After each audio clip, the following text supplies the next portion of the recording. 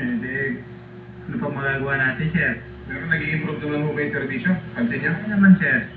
Okay naman.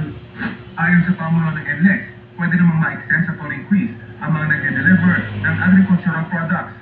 Ito ay sa pamamagitan ng toll fee increase exemption program ng Department of Agriculture, Department of Finance, katuwang ang mga expressway operators. po siya. Ang intent po dito, sir, is in the hope na makatulong siya sa pag-stabilize po ng prices ng food. Kaya ini-exempt po yung mga trucks na nag-carry po ng agricultural products. Kailangan lang daw may RFID ang mga truck at i-register nila ito sa Department of Agriculture para makakuha ng exemption. Bagamat sisingilin pa rin sila sa bagong rate, kapag ma-approve, ibabalik ng NLEX ang rate increase sa kanilang RFID account.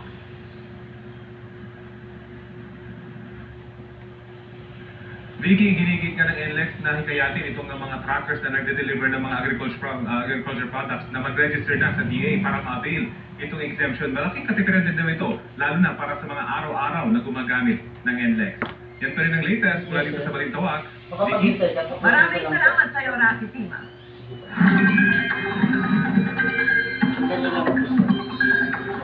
Mga kapuso, may bagong sama ng panahon ulit na napataan sa labas ng Philippine Area of Responsibility. Nasa bandang hilagang silangang puyan ng Pilipinas. Sabi ng Pag-asa, nabuo ito sa mismong frontal system o yung kung saan nagsasalubong ang mainit at malamig na hangin. Hindi naman inaasahang papasok sa pa, pero umaabot sa bansa yung truck o yung extension ng LPA. Bukod yan, posible rin atake ng LPA yung Southwest Monsoon o hangin kapag at simula kong bukas. Patuloy natin itong tututukan sa mga susunod na araw. Base pa sa datos ng Metro Weather, mga bukas may mga kalat-kalat na ulan na sa Cagayan, Isabela, Bicol Region, Palawan, Western Visayas at ilang bahagi ng Mindanao. Mas malaking bahagi na ng bansa, posibleng ulanin pagsapit ng hapon. Matitinding ulan po ang mararanasan ng ilang lugar, lalo sa silang bahagi ng Luzon, kaya maging handa sa banta ng baha o landslide. May chance rin ng localized thunderstorm sa Metro Manila, lalo po bandang hapon. Para naman sa mga kapuso natin sa Negros Provinces, doble ingat po dahil posible ang ulan sa ilang bahagi ng Negros Occidental at Negros Oriental bukas.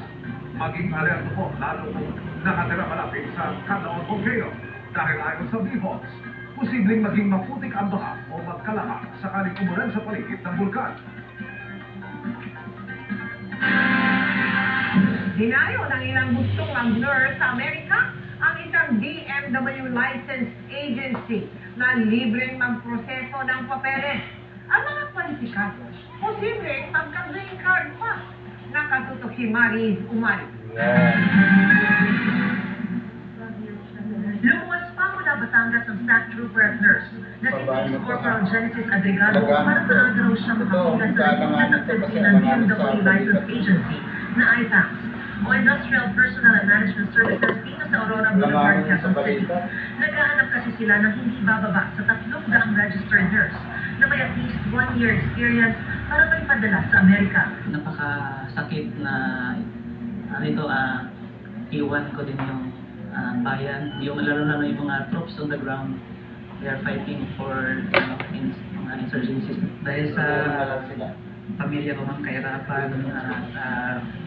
Gusto kong itaguyod ko gusto kong buhayin yung pamilya ko. Bago naman